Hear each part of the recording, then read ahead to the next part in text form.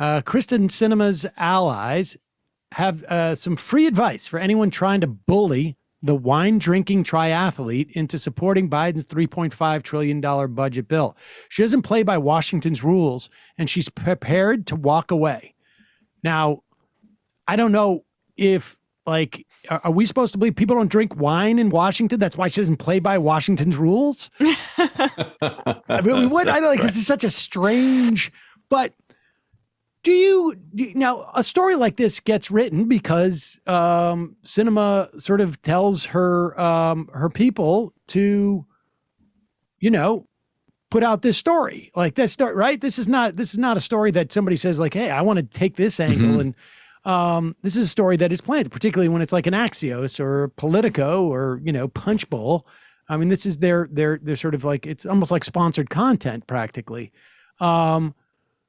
Is this an indication that they're feeling pressure? Yes, it absolutely is. And she gave that away just yesterday. She put out this incredibly defensive statement. If you saw this, where she said, we have this actually, we can pop this up too, but go ahead. It's just, she said it's false to say that I haven't, that Senator Sinema hasn't, been participating in good faith in negotiations, that I haven't, laid out what my concerns are. And that to me is one of the most hopeful signs we've gotten from her the entire time, because it shows that the pressure does work, that she is feeling the heat. And it also opens up a window into what her Achilles heel is. So she is a very, very smart woman. She graduated high school. She struggled a lot coming up. I think she exaggerated it a bit, but she struggled a lot coming up. She was valedictorian at 16, graduated college at 18, got a PhD while serving in the House. Like this is a very intelligent person. She also puts out these like ditzy vibes, and she knows that. And as a result, there's no. I'm certain that she's been underestimated intellectually and condescended to in a misogynistic way, like her entire life. And so that's a sensitive area for her. And so now here she is being accused of not being serious, of not doing her homework, of not engaging in good faith in these negotiations. And that's the thing that prompted this defensive statement from her. So if that's the thing that she feels defensive about, that she's not acting in good faith, then the only way for her to prove that she is to cut a deal. Right. Like otherwise, that criticism sticks then.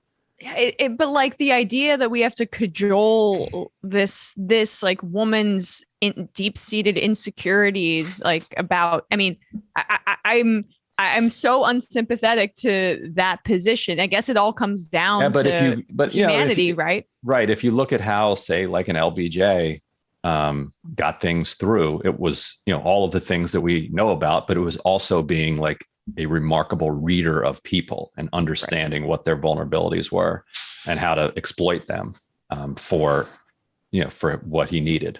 Well, she's enormously performative. And I think that there also was probably a way to play into that impulse as well. I mean, she dresses like a child. She's like wants to have the FU ring. How can you allow her to put up the FU without entirely tanking the Biden agenda? That's the needle that needs to be threaded here.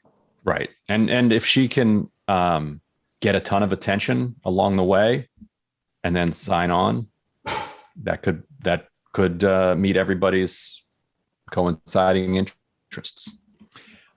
I think, well, there's two things that occur to me. One is parents, regardless of how smart your kids are, don't put them too far ahead in what schooling, are you doing? Right. Because they're going to have social issues. And that's what it's just sort of, honestly, that's what graduating sort of college at 18 is not healthy. No, I actually think that it's not. And we're seeing part of that is like Condoleezza Rice in the black block at 19. Condoleezza Rice too, right? She was didn't she graduate college at like 19 Probably, herself? Yeah. It catches up with you, because then all of a sudden you're just like, you're not a prodigy anymore. You're just like a smart person amongst, people, and smart people aren't necessarily rewarded in our society. Right. So please, your kid could grow up to be a senator. Keep them with at least, close to their age cohort so they don't feel like they're right. And it's not just the misogyny. You're right. So she definitely would have been, singled out for that. But right. So she's always like, she was 16 years old, 17 years old around, 20, 21-year-olds in college. And so they were condescending to her for that too.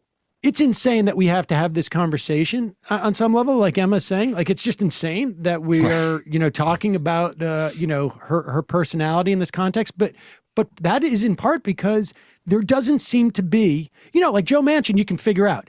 He's a pretty corrupt guy. He is so transactional that it's like even beyond, like, he's not even delivering. He's when he's delivering for West Virginians. He lives with them. You know what I mean? Like, yes. Like it's literally, they're on part of that boat, or they're sitting at his Thanksgiving table. But Kyrsten Sinema, it is very difficult to see what she gets out of this, because even if she gets the attention that you're talking about, there may not be a formal, Democratic Party revolt in Arizona. Chuck Schumer may not pour millions into her, opponent's war chest or something. But I think there's going to be people who are just like, yeah, go ahead. And she's going to have a real problem in the primary. So it's really hard. Right. And people have said, well, she wants to retire and become a lobbyist, but you can't alienate your entire party. Right. And then become a lobbyist. She could lobby Republicans, but if you're a corporation, you're better off hiring a Republican to lobby Republicans. And Mark Kelly is showing that, you can be, politically, Arizona is trending bluer. West Virginia is trending redder. And so she could coast on Mark Kelly style politics and be senator for life. And so that's I think what you're getting at with this like irrational, this question of the rationality of what's going on here. She could be a corporate friendly, center left Democrat and cruise, but clearly that's not what she wants. Yeah, so what does she want? Exactly. The end game is not terribly clear. I mean, it's not hard to be a 2-term senator like the one you describe, and then go get a corporate job. Right. I mean, that's what you want. Not like that's there for the taking. Like I mean, maybe the pharmaceutical industry is going to be like, come be a special VP. You can run our Instagram account or something for $2 million a year or whatever it is. Like, I mean, I guess that's possible, but it seems like, pretty narrow.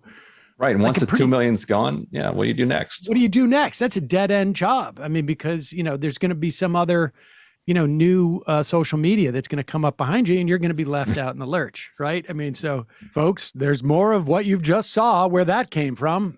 That's if you hit the subscribe and like button. Thank you. Really. Thank you.